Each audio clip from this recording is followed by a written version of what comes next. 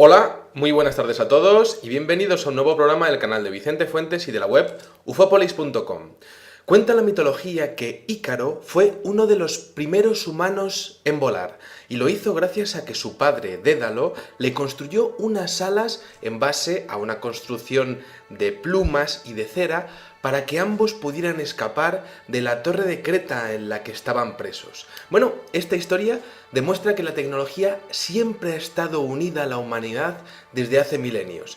Y es que los seres humanos siempre han buscado ir más allá de sus posibilidades y para lograrlo han utilizado todos los métodos que estarían a su alcance. Bueno, modificamos nuestro entorno, pero también modificamos nuestros cuerpos, continuamente estamos tomando medicinas y de alguna manera poniendo en contacto con sustancias químicas nuestro cuerpo biológico. A día de hoy no fabricamos alas, pero sí trasplantamos órganos y también fecundamos bebés y además incluso llegamos a implantar dispositivos para aliviar la sordera. Pero no hemos llegado a nuestro límite, todavía podemos mejorar y eso es algo que los científicos, los filósofos, que están adscritos a una corriente que se llama el transhumanismo, están empezando a evaluar con respecto a las posibilidades y también a las dificultades que va a tener el humano del futuro. En pocas palabras, los transhumanistas sostienen que gracias a la tecnología y a los avances médicos, los seres humanos podemos mejorar nuestras capacidades, ser prácticamente superhumanos, tanto a nivel físico como a nivel mental, y por supuesto corregir los aspectos negativos de la vida y de la propia naturaleza, por ejemplo el sufrimiento, la enfermedad o el envejecimiento. Pero eso va en contra de la naturaleza porque los animales también sufren, nacen y mueren, pero ese es su papel en la vida. ¿Cuál es el papel en la vida del ser humano inteligente? Bueno, la consigna del movimiento del transhumanismo, como decíamos, habla de el humano del futuro, ¿no? Y además, a día de hoy se está hablando de que el humano del futuro podría llegar a vivir 1000 años. Podríamos llegar a tener un coeficiente intelectual de 200 y podríamos eliminar gran parte de las enfermedades gracias a algo maravilloso y peligroso a la vez, que es la selección genética. Por supuesto, ante estas afirmaciones solamente cabe una pregunta. ¿El resultado será positivo o se desvirtuará la esencia del ser humano? Bueno, evidentemente esto se está estudiando, pero tenemos que tener en cuenta una cosa. Hasta el siglo XIX los seres humanos, la esperanza de vida era de unos 40 años. En los países desarrollados a día de hoy prácticamente estamos llegando a los 80 años. ¿Existe por tanto un límite biológico para la extensión de la vida humana? Bueno, según aseguran algunos científicos, podríamos llegar a sobrepasar los 150 años de edad, es decir, de edad de media, en cuestión de muy poco tiempo. Incluso hay algunos que hablan de que podríamos llegar a superar al famoso Matusalén, que aparece en el Génesis, que vivió casi un milenio, que por cierto, en mi opinión, tiene más que ver con la mitología sumeria de los dioses Anunnaki que con figuras mitológicas que puedan ser exageraciones, ¿no?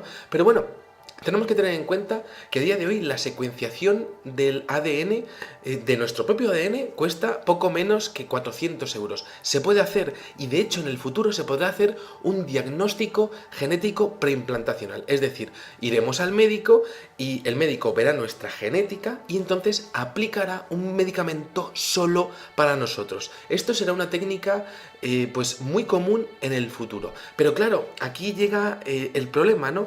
Entonces podremos llegar a concebir hijos que no tengan problemas, pero ¿esos hijos serán realmente seres humanos? Claro, esa es la pregunta, esa es la moralidad del tema, ¿no?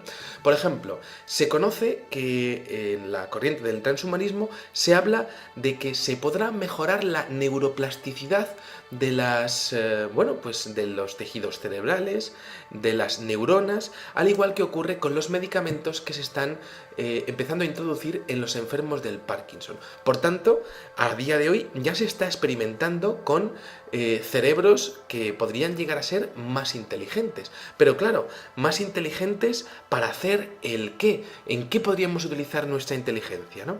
Bueno, a día de hoy también se están utilizando el metilfenidato y el modafinilo. Por ejemplo, esto lo toman los soldados del ejército para estar más despiertos en combate y también se receta a diferentes alumnos universitarios para que estén más espabilados en época de exámenes, ¿no? Bueno, se habla que en el futuro las smart drugs, es decir, las drogas inteligentes o los medicamentos inteligentes, al igual que los smartphones, se acabarán imponiendo en la sociedad de una manera prácticamente natural. Al igual que el hierro, las pastillas o la píldora anticonceptiva se han, pues prácticamente integrado en nuestra sociedad, pues este tipo de medicamentos aparecerán en las vidas de los seres humanos del futuro. Bueno, por supuesto también se habla de cyborgs, ¿no? De órganos artificiales, y a mí eso me parecería maravilloso que existiera, ¿no? Como Luke Skywalker en la Guerra de las Galaxias, ¿no? De hecho, a día de hoy hay un hombre que se llama Neil Harbison que está reconocido como el primer cyborg porque nació sin la facultad de ver los colores, y a los 20 años se instaló un dispositivo en la cabeza que traducía los colores del mundo a notas musicales. Bueno, está claro que la implantación de chips en los cuerpos acabará imponiéndose poco a poco, e incluso se comenta en el transhumanismo que será la propia población la que lo pida, porque por ejemplo pues se podría controlar dónde están tus hijos gracias a la implantación de un chip con localización. Pero claro, eso también impondría una falta de libertad en los individuos, porque al igual que lo conocerían los padres, también lo conocerían los gobiernos, ¿no? Bueno, con respecto al transhumanismo, hay diferentes científicos e investigadores que hablan de cosas interesantísimas. Por ejemplo, Ray Kurzweil habla de que en la humanidad del futuro habrá un gran problema, que es que las máquinas serán más inteligentes que los seres humanos y además podrán mejorarse a sí mismas. Y eso es algo que el ser humano tendrá que convivir con ello, ¿no? De hecho, antes, si nosotros no nacemos antes de ese momento, no podremos entender lo que será vivir con robots, ¿no? Con la robótica y con robots que en base a una singularidad podrán empezar a sentir y a tener conciencia de sí mismos, ¿no? El ser humano también tendrá que entender que el futuro tendrá que venir ligado a su propia creación. Luego, por otra parte, tenemos lo que dice Nick Bostrom, que es un filósofo sueco asociado a la Universidad de Oxford. Y este hombre habla de que el ser humano llegará a entender lo que es la realidad y que en una de las hipótesis podría descubrir que realmente la realidad no sea más que una simulación creada por un ser superior. Y eso a nivel moral, a nivel existencial, será un gran palo para la humanidad que tendrá que intentar superar, ¿no? Por otra parte, este hombre habla continuamente de lo que podría llegar a conllevar el retrasar el envejecimiento, porque estaremos hablando de sociedades que tendrán que estar diseñadas para gente que tenga un periodo de vejez quizá de 100 años, ¿no? Y una edad laboral muy inferior a lo que ellos luego recibirán en su jubilación. ¿Cómo se podrá concebir una sociedad así? Luego, por otra parte, tenemos lo que dice Audrey de Grey, que comenta que los seres humanos del futuro podremos llegar a vivir más de 1000 años, porque podremos llegar a determinar y a corregir las 5 causas del envejecimiento, todas ellas relacionadas con la degeneración y la mutación de las células. Entonces dice que reparando los tejidos lograremos retrasar la decadencia física de forma totalmente extraordinaria. Y claro, esto habla una vez más de la organización que tendrá todo eso, ¿no? Que bueno, pues tendremos que entender que las sociedades no podrán concebirse como lo que tenemos ahora, con las edades de jubilación que tenemos ahora, ¿no? Luego, por otra parte, Gregory Stock comenta que dentro de 200 años, gracias a la selección genética, seremos más fuertes, más serenos, más guapos y más listos. Pero por supuesto que evidentemente, aunque todos los hombres querrán lo mejor para nuestros hijos, evidentemente podrá haber una separación, porque habrá los que puedan pagar esa selección genética y los que no. Es decir, habrá dos tipos de humanos. Los humanos que puedan pagar un gran hijo y los humanos que no puedan pagar un gran hijo. Ahí estaría la sociedad totalmente dividida. Por tanto, una tecnología que se estandarizaría, pero que evidentemente también sería utilizada para bien o para mal.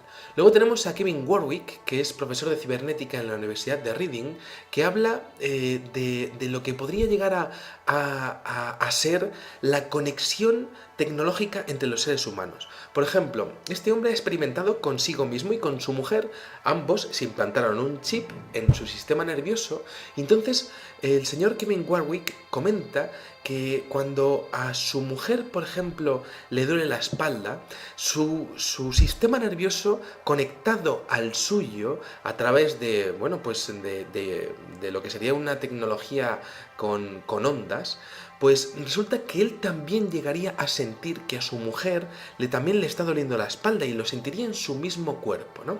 Estarían conectando sistemas nerviosos y esto es solamente la prehistoria.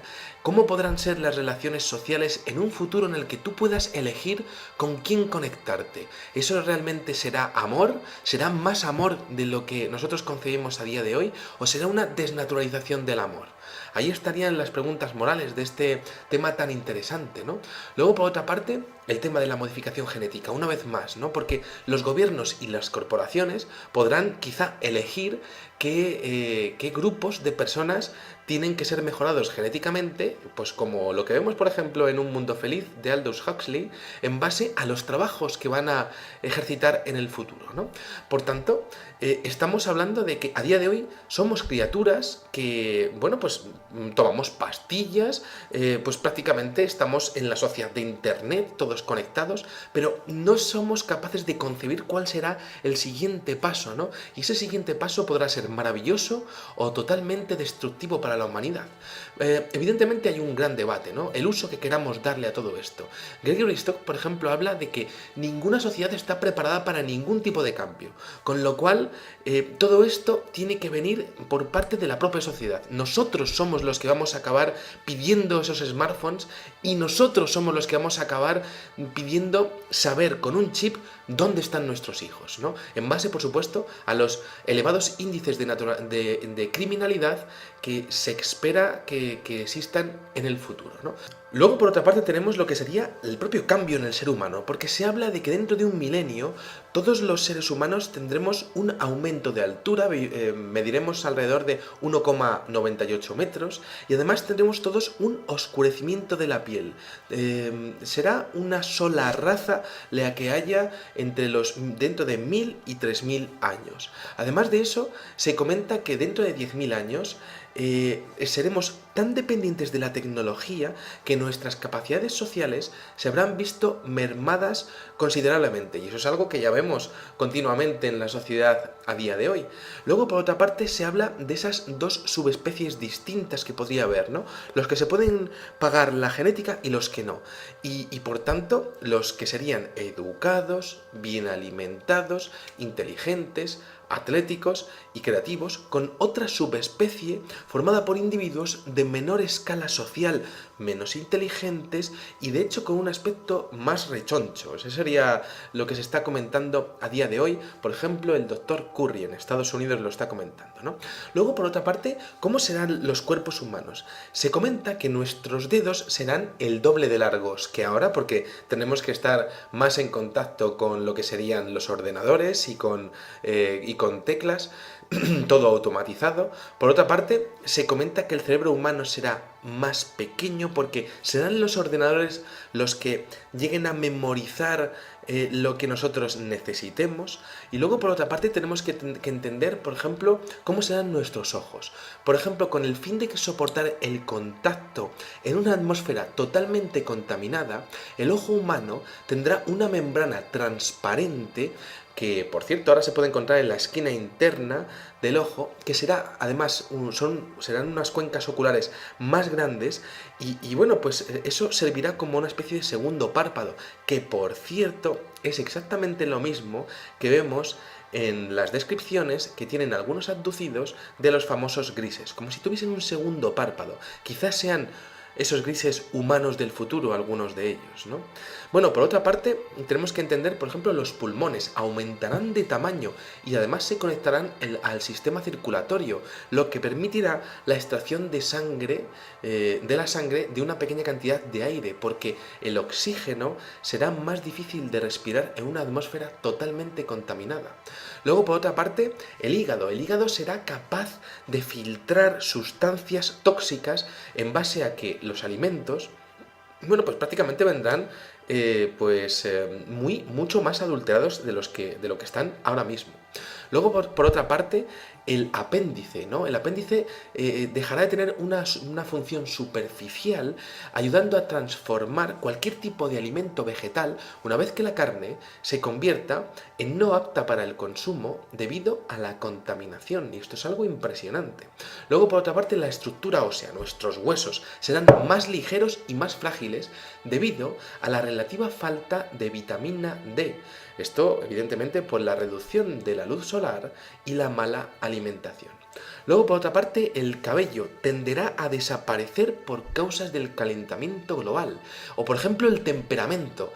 Se comenta que en algunas teorías, ¿no?, el ser humano del futuro será un poco más loco y tendrá más mal genio, más mala leche. Y esto es debido a la presencia de más sustancias tóxicas, una vez más, en los productos alimenticios.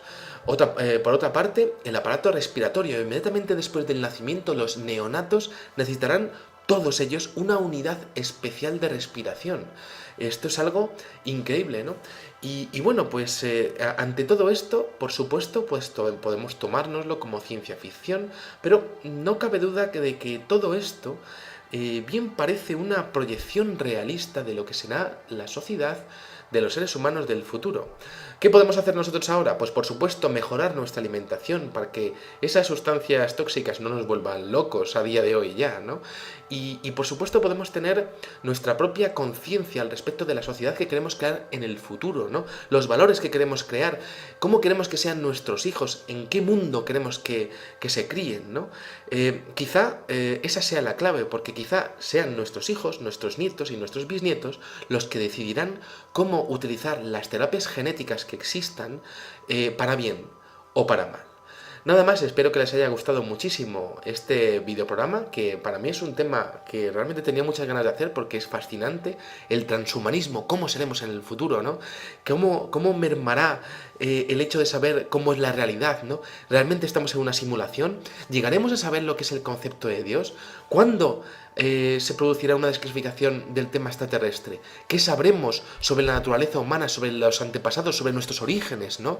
Es fascinante conocer lo que nos depara el futuro y por eso muchas veces hago programas relacionados con este tipo de eventos del continuo espacio-tiempo, ¿no? Pero ahí está el tema, ¿no? La clave de cómo serán esta raza tan extraña y tan maravillosa a la vez como es el hombre.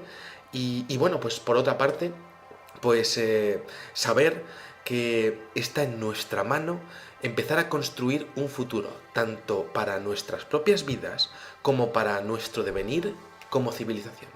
Nada más, espero que les haya gustado muchísimo este videoprograma y les espero en el siguiente.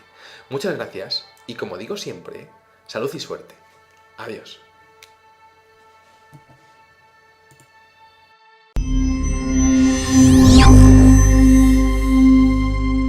En contra de la naturaleza, porque los animales también sufren, nacen y mueren, pero ese es su papel en la vida. ¿Cuál es el papel en la vida del ser humano inteligente? Bueno, la consigna del movimiento del transhumanismo, como decíamos, habla de el humano del futuro, ¿no? Y además, a día de hoy se está hablando de que el humano del futuro podría llegar a vivir 1000 años. Podríamos llegar a tener un coeficiente intelectual de 200 y podríamos eliminar gran parte de las enfermedades gracias a algo maravilloso y peligroso a la vez, que es la selección genética. Por supuesto, ante estas afirmaciones solamente cabe hablar, y eso es algo que los científicos, los filósofos que están adscritos a una corriente que se llama el transhumanismo, están empezando a evaluar con respecto a las posibilidades y también a las dificultades que va a tener el humano del futuro. En pocas palabras, los transhumanistas sostienen que gracias a la tecnología y a los avances médicos, los seres humanos podemos mejorar nuestras capacidades, ser prácticamente superhumanos, tanto a nivel físico como a nivel mental, y por supuesto corregir los aspectos negativos de la vida y de la propia naturaleza, por ejemplo el sufrimiento, la enfermedad o el envejecimiento. Pero eso va a una pregunta: ¿el resultado será positivo o se desvirtuará la esencia del ser humano?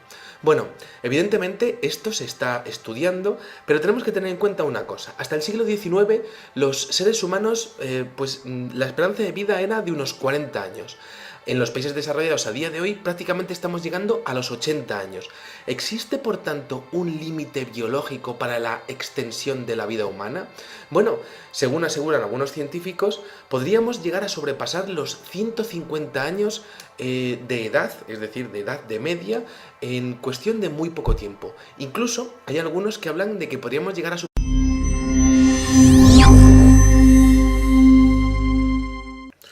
Hola, muy buenas tardes a todos y bienvenidos a un nuevo programa del canal de Vicente Fuentes y de la web ufopolis.com. Cuenta la mitología que Ícaro fue uno de los primeros humanos en volar, y lo hizo gracias a que su padre, Dédalo, le construyó unas alas en base a una construcción de plumas y de cera para que ambos pudieran escapar de la torre de Creta en la que estaban presos. Bueno, esta historia demuestra que la tecnología siempre ha estado unida a la humanidad desde hace milenios. Y es que los seres humanos siempre han buscado ir más allá de sus posibilidades y para lograrlo han utilizado todos los métodos que estarían a su alcance. Bueno, modificamos nuestro entorno, pero también modificamos nuestros cuerpos. Continuamente estamos tomando medicinas y, de alguna manera, poniendo en contacto con sustancias químicas nuestro cuerpo biológico. A día de hoy no fabricamos alas, pero sí trasplantamos órganos y también fecundamos bebés y además incluso llegamos a implantar dispositivos para aliviar la sordera. Pero no hemos llegado a nuestro límite. Todavía podemos mejorar